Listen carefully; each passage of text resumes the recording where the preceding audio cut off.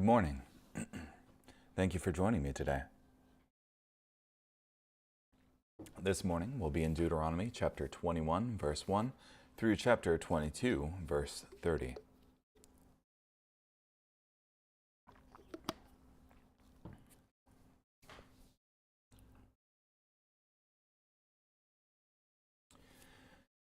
If a homicide victim should be found lying in a field in the land the Lord your God is giving you, and no one knows who killed him, your elders and judges must go out and measure how far it is to the cities in the vicinity of the corpse. Then the elders of the city nearest to the corpse must take from the herd a heifer that has not been worked, that has never pulled with the yoke, and bring the heifer down to a wadi with flowing water, to a valley that is neither plowed nor sown. There at the wadi they are to break the heifer's neck. Then the Levitical priests will approach, for the Lord your God has chosen them to serve him, and to pronounce blessings in his name, and to decide every judicial verdict. And all the elders of that city nearest the corpse must wash their hands over the heifer, whose neck was broken in the valley. Then they must proclaim, "Our hands have not spilled this blood, nor have we witnessed the crime. Do not blame your people Israel, whom you redeemed, O Lord, and do not hold them accountable for the bloodshed of an innocent person." Then atonement will be made for the bloodshed. In this manner you will purge out the guilt of innocent blood from among you, for you must do what is right before the Lord. When you go out to do battle with your enemies, and the Lord your God allows you to prevail, and you take prisoners, if you should see among them an attractive woman whom you wish to take as a wife, you may bring her back to your house. She must shave her head, trim her nails, discard the clothing she was wearing when captured, and stay in your house lamenting for her father and mother for a full month. After that you may have sexual relations with her and become her husband and she your wife. If you are not pleased with her, then you must let her go where she pleases. You cannot in any case sell her. You must not take advantage of her, since you have already humiliated her. Suppose a man has two wives, one whom he loves more than the other, and they both bear him sons, with the firstborn being the child of the less loved wife. And the day he divides his inheritance, he must not appoint as firstborn the son of the favorite wife in place of the other wife's son, who is actually the firstborn. Rather, he must acknowledge the son of the less loved wife as firstborn and give him the double portion of all he has, for that son is the beginning of his father's procreative power. To him should go the right of the firstborn. If a person has a stubborn, rebellious son who pays no attention to his father or mother, and they discipline him to no avail, his father and mother must seize him and bring him to the elders at the gate of his city. They must declare to the elders of his city, "Our son is stubborn and rebellious and pays no attention to what we say.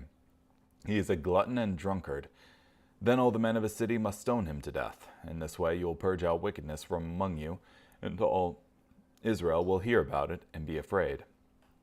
If a person commits a sin punishable by death and is executed, and you hang the corpse on a tree, his body must not remain all night on the tree. Instead, you must make certain you bury him the same day. For the one who is left exposed on a tree is cursed by God. You must not defile your land, which the Lord your God is giving you as an inheritance.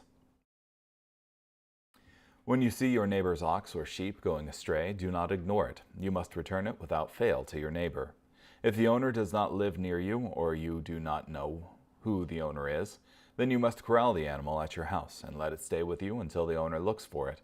Then you must return it to him. You shall do the same to his donkey, his clothes, or anything else your neighbor has lost and you have found. You must not refuse to get involved. When you see your neighbor's donkey or ox fallen along the road, do not ignore it. Instead, you must be sure to help him get the animal on its feet again. A woman must not wear men's clothing, nor should a man dress up in woman's clothing, for anyone who does this is offensive to the Lord your God. If you happen to notice a bird's nest along the road, whether in a tree or on the ground, and there are chicks or eggs with the mother bird sitting on them, you must not take the mother from the young. You must be sure to let the mother go, but you may take the young for yourself. Do this so that it may go well with you, and you may have a long life. If you build a new house, you must construct a guardrail around your roof to avoid being culpable in the event someone should fall from it.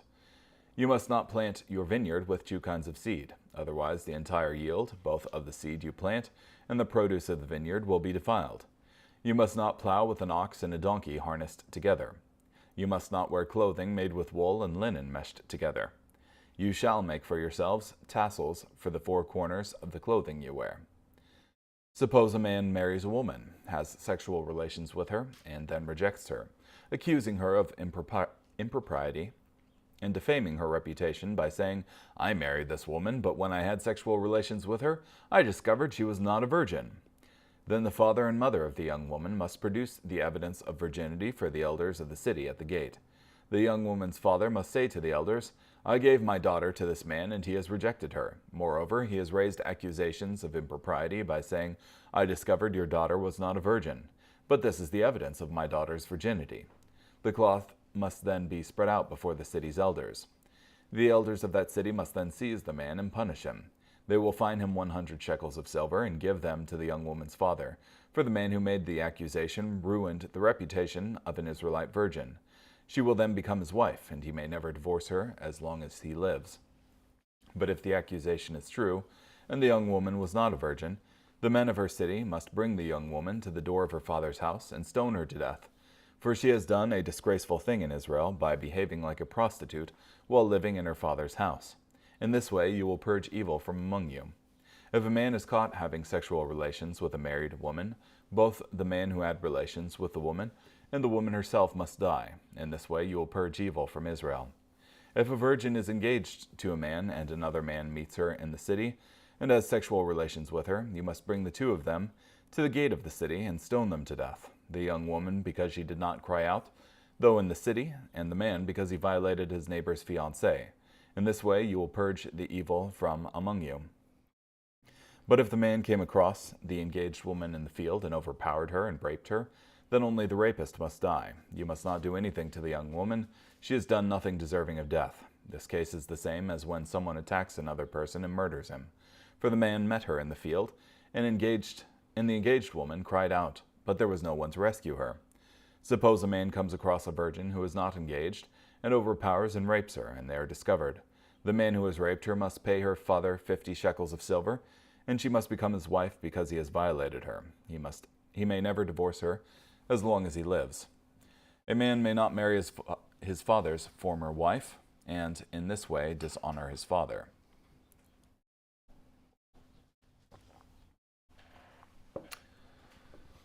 Okay, so you have a bunch of case law here, and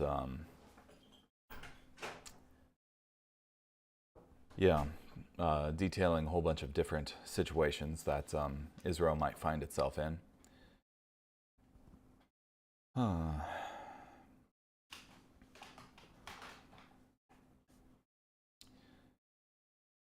Yeah, and keep in mind that this is case law and not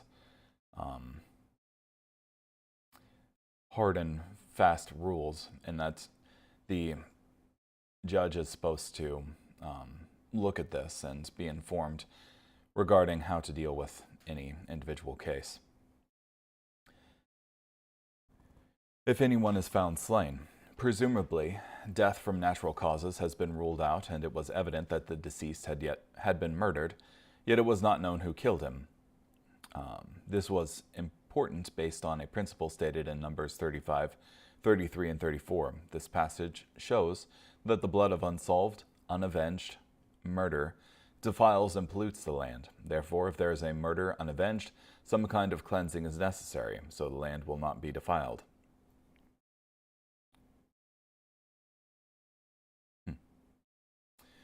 The elders of the city nearest to the slain man. First, the matter of jurisdiction had to be settled. These elders were responsible to make the sacrifice to atone for and cleanse the murder-polluted land. A heifer which has not yet been worked. Then appropriate sacrifice had to be made. This heifer was sacrificed by the sons of Levi in the presence of the city elders, who washed their hands over the sacrificed animal.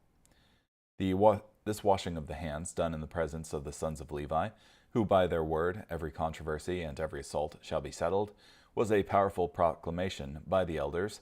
We have done all we could to settle this case, but cannot. We are clean from all guilt in the matter of this slain man. Of course, this ceremony of washing the hands over the sacrificed animal meant nothing if the elders had in fact not done what they could do to avenge the murder. Apart from that, this washing of the hands was just as much an empty gesture as Pilate's washing of his hands at the trial of Jesus. Yeah, certainly Pilate, who had control over the fate of Jesus, could have done more in his case.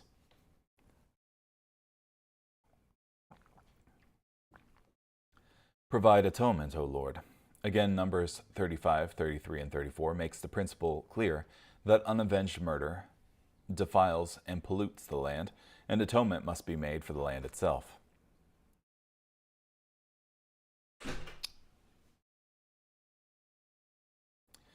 When you see among the captives a beautiful woman and desire her, in the ancient world it was not uncommon for a man to take a wife from among the captives, especially if she was a beautiful woman. Yet, obviously, this was open to great abuse, so God gave specific guidelines to govern this practice in Israel. Shave her head and trim her nails. First, the captive woman had to be purified and humbled. This denoted a complete break with her past, and the willingness to start anew humbly as a child. Put off the clothes of her captivity, remain in your house. Second, the captive woman had to show a change of allegiance. This showed that the captive woman no longer regarded her former nation and her former family. Now she was a citizen of Israel. Mourn her father and mother a full month. Third, the captive woman had to mourn her past associations. This would be time when she could resolve issues in her heart regarding her family, and when her husband-to-be could live with her a month without intimate relations, so he could see if he really wanted to take this woman as a wife, and to make sure he was not making a decision based only on physical appearance or attractiveness. You certainly shall not sell her for money. You shall not treat her brutally. After the month of mourning, the potential husband was free to marry the captive woman, yet he did not have to. But if he decided not to, he had to set her free with dignity. This was a remarkable protection of the rights of a captive woman.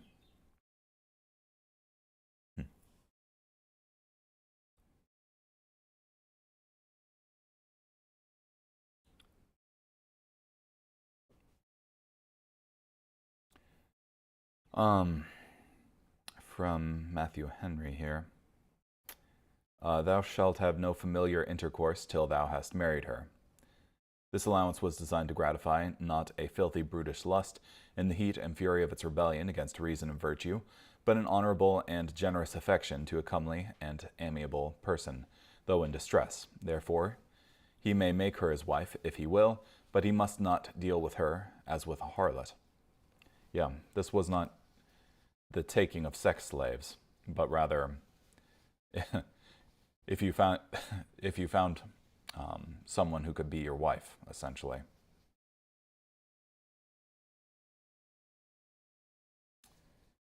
Yeah, and she was no slave, because if he did not desire to marry her after this period of a month of mourning, then she was to be released.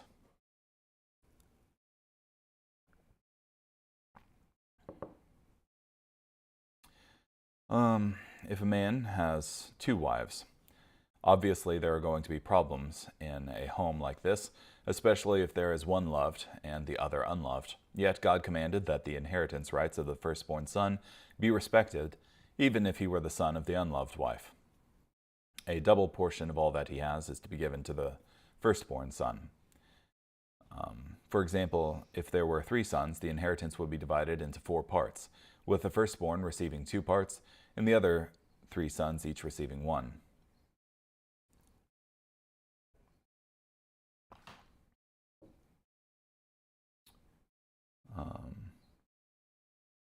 Other 2 sons, rather.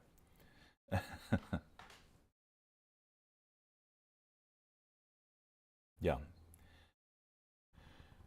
Yeah, certainly this isn't prescriptive that a man should have 2 wives to be able to fulfill this law, but more if you happen to find yourself in the situation where you have 2 wives by your own folly, then so as not to make the situation worse, you're not to favor the younger son of the wife you love over the older son, the firstborn son of the wife that you don't love.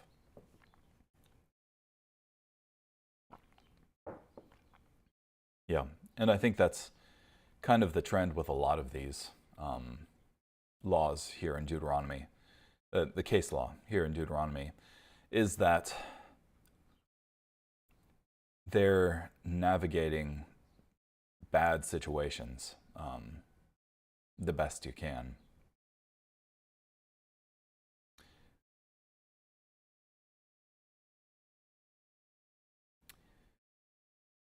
If you have a stubborn and rebellious son, this does not mean a small child or even a young teen, but a son past the age of accountability who sets himself in determined rebellion against his father and mother. Yeah, note that he's called a drunkard. Yeah, this isn't a small child. Who, when they have chastened him, will not heed them. The parents must have done a good job raising the son, calling him to obedience, and chastening him as appropriate before the Lord. Yeah. I think this also shows something of the responsibility of parents, even to older children. That is, it's not a complete separation, but rather there's still some due there. Bring him out to the elders of his city. Such a stubborn and rebellious son was to be put on trial before the elders of the city. If they determined him to be chronically rebellious, then the son was to be stoned to death. Yeah, it just reminds me of, what is it? Eli's two sons, Hophni and Phinehas, who were priests, but callous and disobedient regarding the administration of the role of priest, and that they despised the priestly duties and violated the girls who were at the temple complex. So, women rather. Yeah, and Eli, despite all this, didn't do anything to his sons. And also David, you have, who his sons were wicked and rebellious, and like even when one of them violated one of his daughters, he did nothing about it.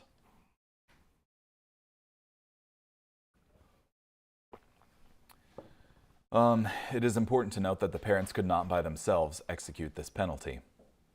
They had to bring the son on trial before impartial judges.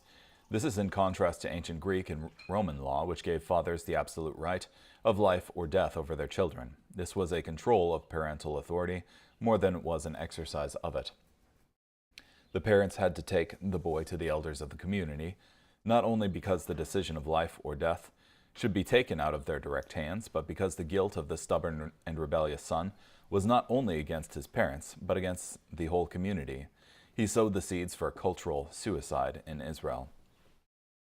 Yeah, this isn't just a decision of the parents at this point, but also a decision of the elders of Israel. And all Israel shall hear and fear. This law was clearly intended to protect the social order of ancient Israel. No society can endure when the young are allowed to make war against the old. Perhaps just the presence of this law was deterrent enough. We never have a scriptural example of a son being stoned to death because he was a stubborn and rebellious son. Yet the Jews say this law was never put into practice, and therefore it might be made for terror and prevention, and to render the authority of the parents more sacred and powerful. Stoning was the punishment appointed for blasphemers and idolaters, which, if it seems severe, is to be considered that parents are in God's stead and entrusted in good measure with his authority over their children, and that families are the matter and foundation of the church and commonwealth, and they who are naughty members and rebellious children in them do commonly prove the bane and plague of these, and therefore no wonder if they are nipped in the bud.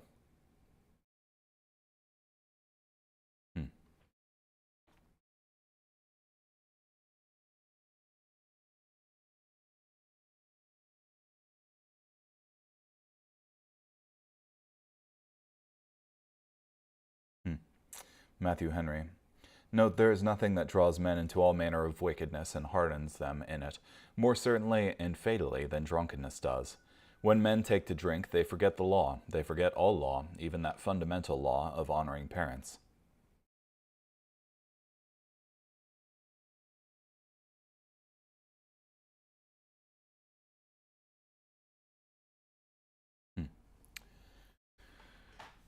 And you hang him on a tree.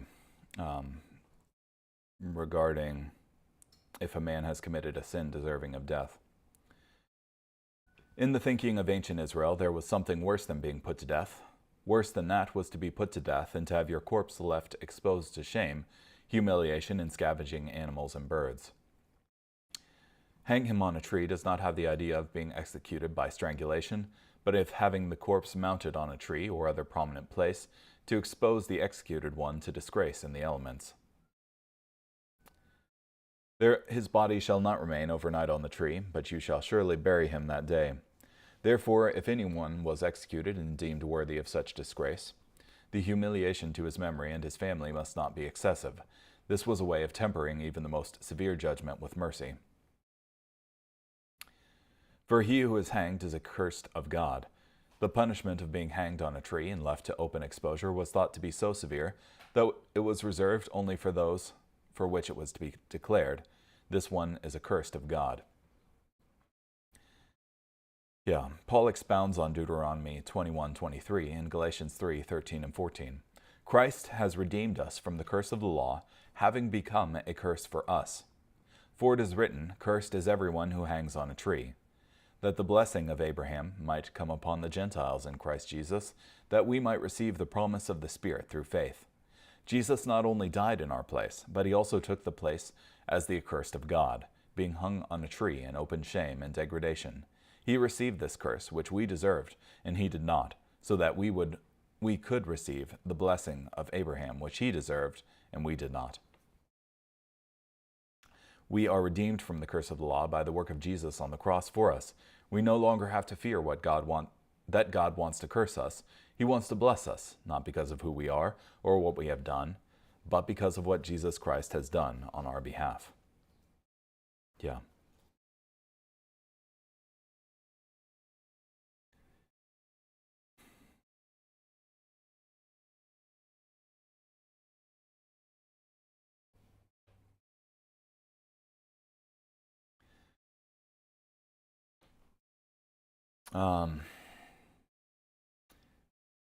Concerning the neighbor's donkey that falls in a pit, and you see, you shall not see and hide yourself. God here condemned the sin of doing nothing.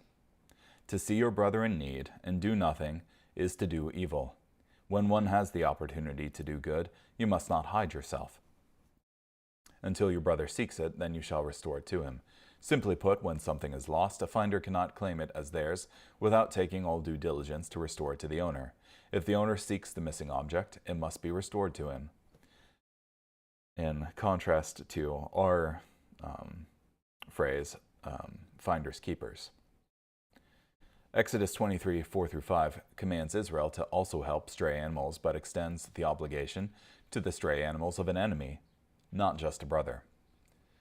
You shall surely help him lift them up again. Also, if someone's donkey falls down, and you can help them, then you must. To pass by your brother in need and to hide yourself from them is to sin against your brother and against God.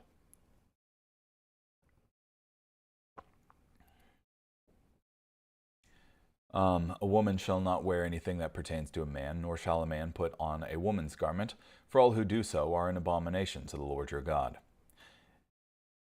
In Old Testament times, men and women wore clothing that was superficially similar. Long robes and wrapping garments were common for both sexes. Yet the specific types of garments and the way in which they were worn made a clear distinction between the sexes, and this command instructs God's people to respect those distinctions. Some have taken this command to be the proof text against women wearing pants, and some Christian groups command that women wear only dresses. Yet this is not a command against women wearing a garment that in some way might become common between both men and women. It is a command against dressing in a manner which deliberately blurs the line between the sexes. Yeah. Nor shall a man put on a woman's garment. This does not prohibit a man from wearing a kilt, yet it clearly prohibits a man dressing like a woman, as is all too common and all too accepted in our modern culture. The dramatic rise in cross-dressing, transvestitism, androgynous behavior, and gender-bender behavior in our culture is a shocking trampling of this command and will reap a bitter harvest in more perversion and more gender confusion in our culture. Yeah. God created us male and female, and we need to respect that. God knew what he was doing when he made us, and we're not here for pleasure seeking and giving our members to dishonor, but rather to be sanctified by God. All who do so are an abomination to the Lord your God. This command to observe the distinction between the sexes is so important. Those who fail to observe it are called an abomination to the Lord. This was not only because cross-dressing was a feature of pagan, idolatrous worship in the ancient world, but also because of the terrible cultural price that is paid when it is pretended that there is no difference between men and women. Later writers, such as Lucian of Samosata and Eusebius, speak of the practice of masquerading in the worship of Astarte. Apparently women appeared in men's garments and men in women's garments. Yeah.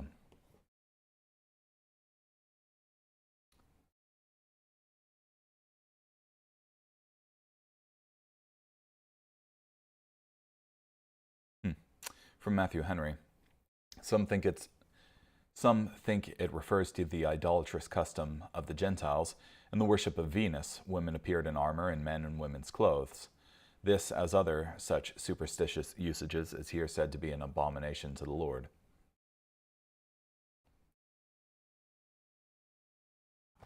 It's interesting to me that sexual perversion features so highly in pagan customs. I wonder if it's just because we're so enamored with this idea of choosing what's right in our own eyes, and we want God to approve of that choice, that it's included alongside this worship of this deity that we've created, someone who will approve of this perversion. If a bird's nest happens to be before you along the way, God simply and plainly commanded kindness to animals. Even a bird's nest was to be given special consideration and care. Some Jewish commentators say that this is the smallest or least of all the commandments, yet even it has a promise of blessing for the obedience attached to it, that it may be well with you, and that you may prolong your days. You shall surely let the mother go. Puritan commentator Matthew Poole wrote on this, partly for the bird's sake, which suffered enough by the loss of its young, for God would not have cruelty exercised towards the brute creatures, and partly for men's sake, to restrain their greediness and covetousness, that they should not monopolize all to themselves, but might leave the hopes of a future seed for others. That it may be well with you, and that you may prolong your days. If Israel would obey this commandment, they would find blessing and long life, both as individuals and as a nation.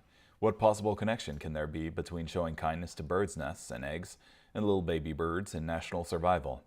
First, because obedience to the smallest of God's commands brings blessing.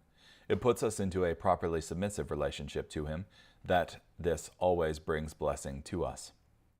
Second, because kindness and gentleness in the small things often, but not always, speaks to our ability to be kind and gentle in weightier matters. If someone is cruel to animals, not only is that sin in itself, but they are also much more likely to be cruel to people. If Israel allowed such cruelty to flourish, it would harm the nation. Yeah, oftentimes our how we act in low-stakes, smaller situations translates directly into how we will act in big-stakes, larger situations.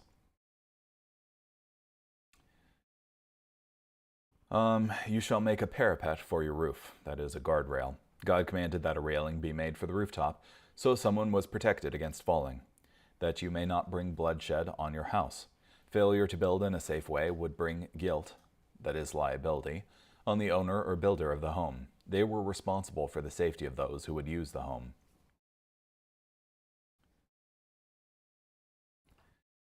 Charles Spurgeon, in his sermon titled Battlements on Deuteronomy 22:8, shows how just as there was to be a railing for the protection of people on the roofs of Israel's homes, there are also spiritual railings for our protection. Many people, in regard to sin, get too close to the edge and fall off. Then it's too late.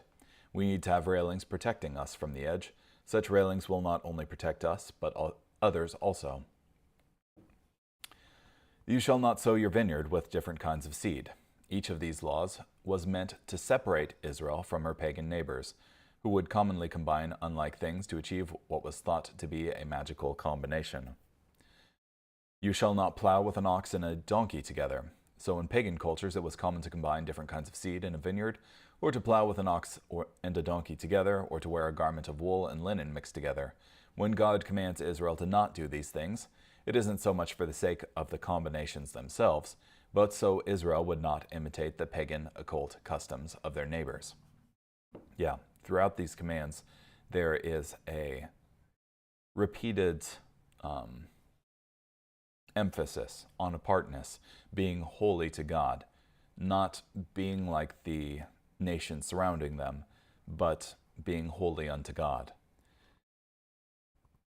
Yeah.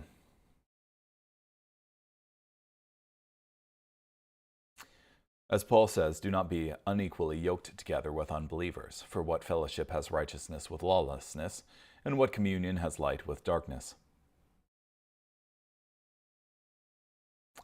You shall make tassels on the four corners of the clothing. This command was also to distinguish Israel from their pagan neighbors. In this way, an Israelite man was immediately known by the clothes he wore.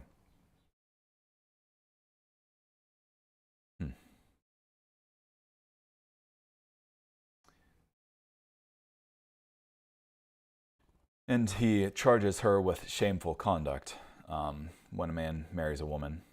And on the night that they are joined together, he charges her with shameful conduct.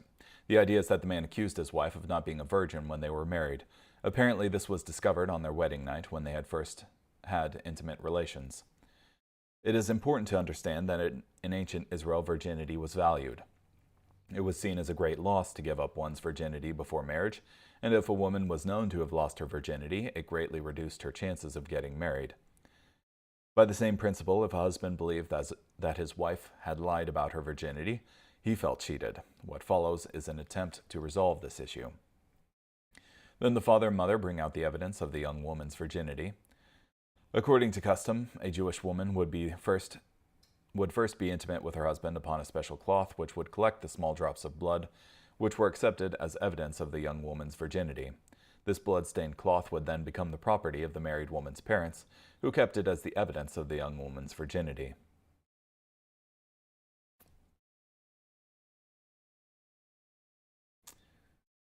Many people argue that this custom of proving a woman's virginity is absurd because it doesn't always work. Some have answered by saying it does work when ladies are given in marriage at 12 or 13 years of age, as was the custom in Old Testament times. Nonetheless, for whatever reason, this custom did work and is still practiced in some parts of the world. The proofs of virginity, the blood-spotted bedcloths or garments, which, though not infallible, were widely accepted in the ancient Near East as indications of prior virginity.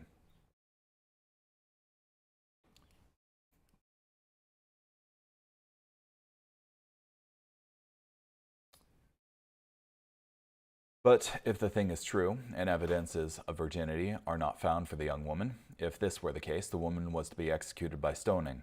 This was not only for her sexual promiscuity, to play the harlot, but also for her attempt to deceive her husband. This law must be seen in connection with the command in Exodus 22:16 and 17, which commands that a man who entices a virgin must surely pay the bride price for her to be his wife. This law in Deuteronomy is directed against the truly wanton woman who has given up her virginity, yet not claimed her rights under Exodus 22:16 and 17. She did not value her virginity at the time she gave it up, yet she wanted to claim the benefits of it by deceiving her husband.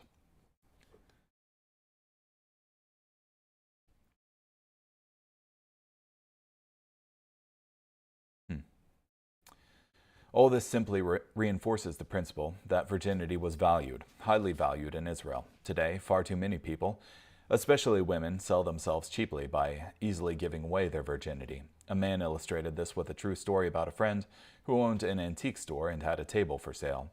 The table was worth $600, but was marked down to $300. A man tried to bargain her down to $200, and not only did she refuse, but she realized the true value of the table and upped the price to its true worth, even when offered $300. The man finally bought the table for $600 and certainly treated it like a $600 table because its worth had been fought for. Many women who know they are being treated shabbily by men have contributed to the problem by selling themselves cheaply. Yeah. We shouldn't sell ourselves cheaply. Both of them shall die. If a man is found lying with a woman married to a husband, then both shall die. God commanded the death penalty for adultery. This was primarily because of the exceedingly great social consequences of this sin. Therefore, God commanded the ultimate penalty against it.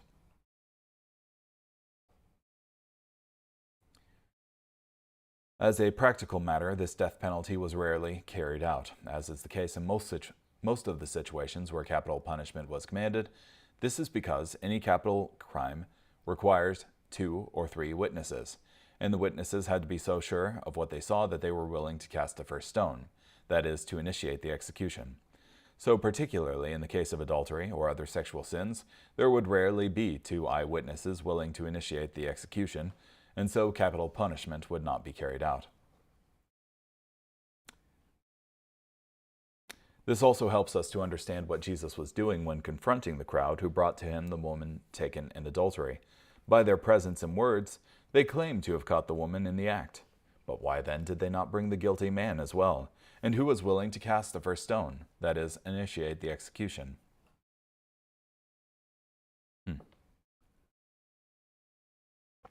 So you shall put away the evil from Israel. Though the death penalty for adultery was carried out rarely, it still had value. It communicated loudly and clearly an ideal that Israel was to live up to, and it made people regard their sin much more seriously. Today we have done away with this ideal, and people don't care much about adultery, and society suffers greatly as a result. Yeah. We care nothing for marriage, and the highest law of the land is do as you wilt. If a young woman who is a virgin is betrothed to a husband, if a man had intimate relations with a virgin who is betrothed to a husband, and it happened in the city, and no one immediately hears the woman cry out in an attempt to stop the man, then both were to be executed. The woman was to be executed for disgracing her virginity. The man was to be executed because he humbled his neighbor's wife. Interestingly, the woman was considered the wife of another man, even though she was only betrothed and was still a virgin, having not yet consummated the marriage.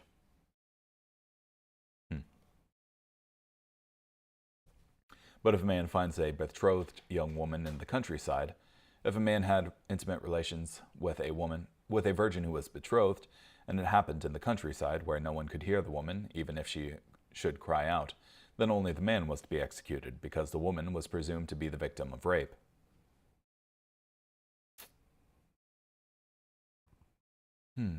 If a man finds a young woman who is a virgin who is not betrothed, if a man had intimate relations with a virgin who is not betrothed, then he must pay a fine and was obligated to marry the woman, presumably if she will have him, and he forfeited his right to divorce her in the future. And a man shall not take his father's wife. This probably described the case of a son marrying his stepmother after his father had died. This was considered incest, even though there was not a blood relation, because he was considered to have had uncovered his father's bed. Significantly, this was the exact kind of immoral relationship that the Corinthian church accepted, and Paul had to rebuke them about, that a man has his father's wife, from 1 Corinthians 5. Anywho, thank you for joining me today. Hope you have a great day.